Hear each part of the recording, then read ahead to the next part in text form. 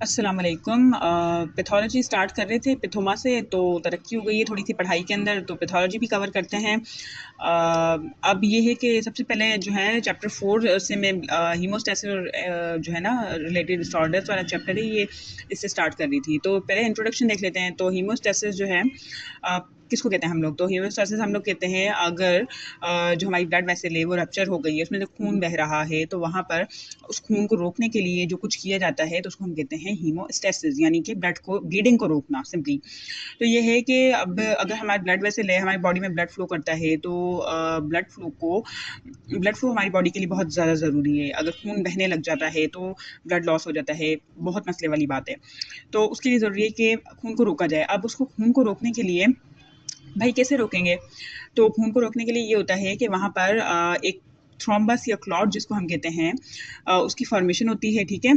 और उस जहाँ पर भी डैमेज हुआ हुआ है वेसल वेसल के अंदर, जहाँ पर डैमेज हुआ हुआ है वहाँ पर एक थ्रोम्बस या क्लॉट की फॉर्मेशन होती है। अब थ्रोम्बस या क्लॉट क्या होता है ये मैं आपको बताती हूँ कि जो प्लेटलेट्स हैं ना वो आकर जो है वहाँ पर अक्यूमुलेट हो जाती हैं, वहाँ पर ऐसे जमने लग जाती हैं जिस भी जगह पर से ब्लड लीक हो रहा है, मतलब टेप का काम करती हैं।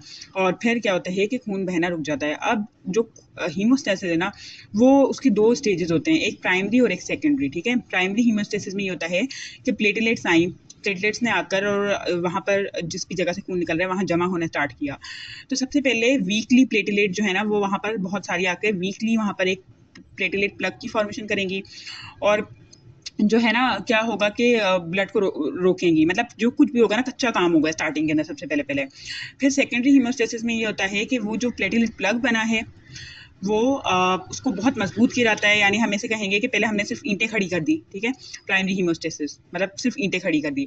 और सेकेंडरी हीमोस्टेसिस का मतलब ये है सेकेंडरी के अंदर कि हम उसमें सीमेंट वगैरह डाल के उसको पक्का काम कर देते हैं। तो पहले प्राइमरी हीमोस्टेसिस में सिर्फ और सिर्फ प्लेटलेट्स वगैरह आकर लगे, लेकिन वीकली वो वहाँ पर सारे में जो है ना प्लेटलेट प्लग की फॉर्मेशन वीकली हुई थी। लेकिन अब सेकेंडरी हीमोस्टेसिस के अंदर जो है ना उसको स्टेबलाइज किया जाता है कैसे? कोएगुलेशन कैस्केड के जरिए। तो ये क्लॉटिंग फैक्टर्स वगैरह होते हैं, ठीक है, बॉडी के अंदर, वो जो है वो आते हैं और वो इसको मजबूत कर देते हैं। जो प्लेटलेट वहाँ है ना वहाँ पर उसके अंदर सीमेंट वगैरह डाल के और पक्का काम कर देते हैं, ठीक है? अब प्राइमरी हीमोस्टेसिस जो है उसके बारे में बताया हुआ है। सबसे पहले प्राइमरी हीमोस्टेसिस, तो भाई सबसे पहले हम ये जानें कि पैथोलॉजी में तो हम लोग डिसऑर्डर्स पढ़ेंगे, लेकिन ये तो पता करें कि प्राइमरी हीमोस्टेसिस होती कैसे है। तो प्राइमरी हीमोस्टेसिस के यहाँ पे स्टेप्स लिखे हुए हैं, स्टेप 1, 2, 3 और 4 स्टेप्स लिखे हुए हैं, ठीक है? तो स्टेप 1 जो है उसमें होता है ट्रांसिएंट वेसोकंस्ट्रिक्शन, ठीक है?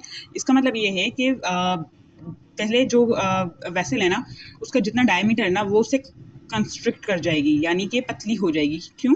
क्योंकि जितनी ज़्यादा वेसल का डायमीटर होगा उतना ज़्यादा उसमें से ब्लड फ्लो कर रहा होगा। इसका मतलब ये हुआ कि वहाँ पर रप्चर होने के बाद उतना ही ज़्यादा ब्लड निकलेगा। तो इसलिए अगर वो पतली हो जाएगी तो कम खून आएगा, कम खून आएगा तो कम खून निकलेगा। तो एक तो ये डिफेंस मैकेनिज्म हो गया वेजो कंस्ट्रक्शन वाला, कि वेजो कंस्ट्रक्शन हो जाती है डैमेज वेसल की, ठीक है? और ये होता है न्यूरल रिफ्लेक्स के ज़रिए, और उसके अलावा वो कैपिलरी का या उस ब्लड वेसल का वो एंडोथेलियम वाला एरिया जहाँ पर कि डैमेज हुआ है वहाँ से निकलता है एंडोथेलिन। तो ये एंडोथेलिन भी वेजो कंस्ट्रक्शन करवा देगा। एंडोथेलिन निकलेगा और वेसल को पता चल जाएगा कि अच्छा मुझ में नुकसान हुआ है, मुझे कोई इंजरी हो गई है और मुझसे खून बह रहा है, तो वो वेजो कंस्ट्रक्ट कर जाएगी। अब सेकंड स्टेप क्या है? Platelet adhesion to the surface of disturbed vessel. Platelet का चिपकना वो उस वेसल के उस एरिया के ऊपर जहाँ पर के इंजरी हुई है। अब मैं ये वाला सारा का सारा जो है ना ये मैं आपको थोड़ा सा एक्सप्लेन करती हूँ। यहाँ कोई डायग्राम नहीं है, तो मैं अपनी बस जैसी जैसी डायग्राम है मेरी एक उससे मैं आपको एक्सप्लेन करके बताती हूँ। तो जो है आप समझ लीजिएगा। ये है हमारी कैपिलरी, ठीक है? ये इसके एंडोथेलियल सेल्स हैं। अब क्या हो रहा है, यहाँ से ब्लड फ्लो कर रहा है, तो यहाँ से देखें कि ये एंडोथेलियल सेल्स जो हैं गायब हैं, इसका मतलब यहाँ कोई इंजरी हो गई है। अब सबसे पहले ना VWF, ठीक है, इसको हम कहते हैं वॉन विलिब्रेंट फैक्टर। वॉन विलिब्रेंट फैक्टर, सबसे पहले ये वॉन विलिब्रेंट फैक्टर होगा, ये आकर यहाँ अटैच करेगा, ठीक है, इस एरिया पे, यानी कि जो सब एंडोथेलियल कोलेजन फाइबर्स वगैरह होंगे, जो टिश्यूज वगैरह वहाँ पे कोलेजन फाइबर्स हैं, वहाँ आकर ये अटैच करेगा। अब जब ये अटैच करेगा तो जो है ना क्या होगा कि इसके साथ इनिशियली जो प्लेटलेट्स की बाइंडिंग होगी ना, प्लेटलेट्स खुद आकर यहाँ पर लगना स्टार्ट नहीं हो जाएंगी। प्लेटलेट्स को सबसे पहले स्टार्टअप के लिए वॉन विलिब्रेंट फैक्टर चाहिए ही होगा। जैसे वॉन विलिब्रेंट फैक्टर आके अटैच करेगा तो प्लेटलेट्स जो हैं ये आप देख रहे हैं डार्क डार्क बनाई हुई है मैंने, ये प्लेटलेट्स हैं, ठीक है? ये प्लेटलेट्स जो है ना ये अपने रिसेप्टर GP1B के जरिए, ये रिसेप्टर है GP1B, इसके जरिए आके वॉन विलिब्रेंट फैक्टर के साथ अटैच करेंगी, ठीक है? अब यहाँ क्या होगा इनके जैसे ही प्लेटलेट बाइंड करेंगे ना वॉन विलिब्रेंट फैक्टर के साथ, तो फिर उसके बाद जो है ना मतलब इसमें फर्दर चेंजेस आएंगे। तो ये वाला सारा जो है स्टेप 3 के अंदर होता है ये वाला, ठीक है। अब बस मैंने आपको स्टेप 2 में ये दिखाया कि प्लेटलेट की एडहेशन कैसे होती है। सबसे पहले तो वेजो कंस्ट्रक्शन होगी, फिर प्लेटलेट एडहेशन। प्लेटलेट एडहेशन के लिए वॉन विलिब्रेंट फैक्टर होता है, सबसे पहले आके सब एंडोथेलियल कोलेजन फाइबर्स, यहाँ पे सब एंडोथेलियल कोलेजन फाइबर्स होंगे, यहाँ पर आके अटैच होगा, और फिर उसके बाद क्या होगा कि उसके ऊपर प्लेटलेट जो है वो आकर लगना स्टार्ट होंगी, ठीक है। तो ये प्लेटलेट एडहेशन है। एडहेशन का मतलब ये होता है कि सबसे इनिशियली प्लेटलेट का आकर लगना, तो ये GP1B रिसेप्टर के जरिए लगती है। फिर मैं आपको आगे का बताती हूँ।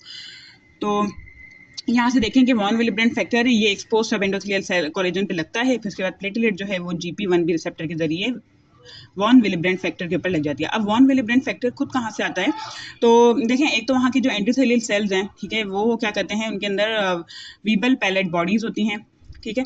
तो ये वॉन विलिब्रेंट फैक्टर वीबल पैलेट बॉडीज से बनता है, मतलब वहीं के एंडोथेलियल सेल्स हैं, वहाँ पे वीबल पैलेट बॉडीज हैं, उनसे बनेगा वॉन विलिब्रेंट फैक्टर, क्योंकि वो भी तो अपना वहाँ से खून बहने को रोकने के लिए कोशिशें करेंगे ना, तो इसीलिए वो वॉन विलिब्रेंट फैक्टर को प्रोड्यूस करेंगे। और उसके अलावा क्या होगा कि जैसे ये प्रोड्यूस होगा वहाँ से, तो ये आकर उस एरिया पे लग जाएगा सब कोलेजन, सब एंडोथेलियल कोलेजन एरिया के ऊपर, और वहाँ पर प्लेटलेट्स को एग्रीगेट करना या मतलब एडहेशन करना स्टार्ट करेगा। फिर उसके बाद क्या होगा कि जो प्लेटलेट वहाँ पर आकर अब लगी है ना, अब उनमें से भी फर्दर वॉन विलिब्रेंट फैक्टर जो है वो रिलीज होगा, और मतलब उनके अल्फा ग्रेन्यूल्स है, और फिर जो है मजीद ये प्रोसेस बढ़ जाएगा। फिर है प्लेटलेट डीग्रेन्यूलेशन। इसमें क्या होगा कि प्लेटलेट है ना अपना शेप चेंज करेगी, यानी कि फर्स्ट प्लेटलेट है वो आकर जो है ना अपना शेप कैसे चेंज करेगी, प्लेटलेट आई, ठीक है, मैंने आपको बताया था जी। तो मैंने आपको बताया था कि वॉन विलिब्रेंट फैक्टर आके लगा, उस पर प्लेटलेट आके सबसे पहले लगी GP1B रिसेप्टर के जरिए। अब ये प्लेटलेट है ना, ये अपना शेप है ना चेंज करना स्टार्ट करेगी, यानी कि अगर समझें कि SSD मतलब बहुत ज़्यादा ग्रेन्यूलेशंस वगैरह इसमें आ जाएंगी और अपना शेप चेंज करेगी। अब जैसे ये शेप चेंज करेगी ना, तो शेप चेंज करने की वजह से इसमें से ना ADP और उसके अलावा जो है ना TXA यानी थ्रोम्बोक्सिन A2, ठीक है, इनके रिलीज होगा। तो अब ADP निकलेगा और थ्रोम्बोक्सिन A2। ADP का फंक्शन क्या होगा, ADP का फंक्शन ये होगा कि ADP जो है वो इसके ऊपर ना और रिसेप्टर्स होते हैं GP2B 3A, ये रिसेप्टर्स होते हैं, इन रिसेप्टर को करता है एक्सपोज। ये रिसेप्टर जैसे ही एक्सपोज होंगे तो ये होगा कि जो नेक्स्ट प्लेटलेट्स है ना वो इसके साथ बाइंड करना स्टार्ट हो जाएंगे। देखें एक प्लेटलेट ने बाइंड किया एंडोथेलियल एरिया के साथ जो कि डैमेज था, और दूसरी प्लेटलेट के साथ बाइंड करेंगी। तो प्लेटलेट के साथ बाइंड करने के लिए GP2B 3A जो है ये वाला रिसेप्टर लाजमी है, और ये जो है ये ADP एक्सपोज करवाती है, और थ्रोम्बोक्सिन A2 है वो फर्दर जो है ना एग्रीगेशन को जो है स्टिमुलेट करता है। तो प्लेटलेट डीग्रेन्युलेशन के अंदर क्या होगा कि शेप चेंज करेगी अपना, ठीक है, और फिर उसके बाद ADP रिलीज करेगी। ADP जो है वो क्या करेगा कि वो GP2B 3A रिसेप्टर को एक्सपोज करवाएगा, जिसकी वजह से प्लेटलेट और आकर आपस में अटैच होने लग जाएंगे। और थ्रोम्बोक्सिन A2 जो है वो प्लेटलेट के अंदर प्लेटलेट साइक्लो ऑक्सीजनेज जो है एंजाइम ये बनाता है थ्रोम्बोक्सिन A2 प्लेटलेट के अंदर, और फिर थ्रोम्बोक्सिन A2 जो है वो क्या करवाता है, प्लेटलेट एग्रीगेशन करवाता है, ठीक है। अब स्टेप 4 जो है उसमें प्लेटलेट एग्रीगेशन लिखा हुआ है। तो जो है ना यही बताया हुआ है कि प्लेटलेट एग्रीगेट कैसे होती हैं आपस में एक दूसरे से, वो जो है आपस में एक दूसरे के साथ जो है बीच में ये आपको दिख रहा है यहाँ पे, ये जो है ना ये फिब्रिनोजन है, तो ये फिब्रिनोजन जो है ना ये प्लेटलेट एग्रीगेशन में हेल्प करवाएगा। तो जो है ना फिब्रिनोजन जो है उसकी मदद से क्या होगा कि एग्रीगेशन हो जाएगी, और ये वीक प्लेटलेट प्लग जो है वो बन जाएगा, फिर वो स्ट्रेंथन होगा बाय सेकेंडरी हीमोस्टेसिस, जिसके अंदर के कोएगुलेशन कैस्केड आ जाता है, ठीक है। फिर उसके बाद डिसऑर्डर्स का लिखा हुआ है।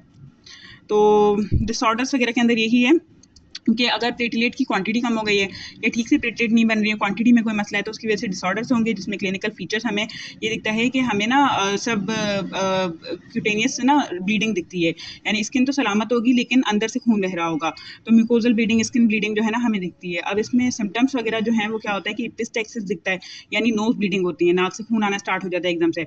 फिर हीमोप्टाइसिस होती है, उसके अलावा गैस्ट्रोइंटेस्टाइनल ब्लीडिंग होती है, हेमाटोयूरिया यानी कि यूरिन के अंदर आपके खून आ रहा है, मेनोरेजिया यानी बहुत ज़्यादा मेंस्ट्रुएशन हो रही है, क्योंकि अल्टीमेटली जो है हमारी एंडोमेट्रियम की भी तो म्यूकोजा होगी ना, वहाँ से बहुत ज़्यादा खून आएगा, ठीक है, इंट्राक्रेनियल ब्लीडिंग वगैरह।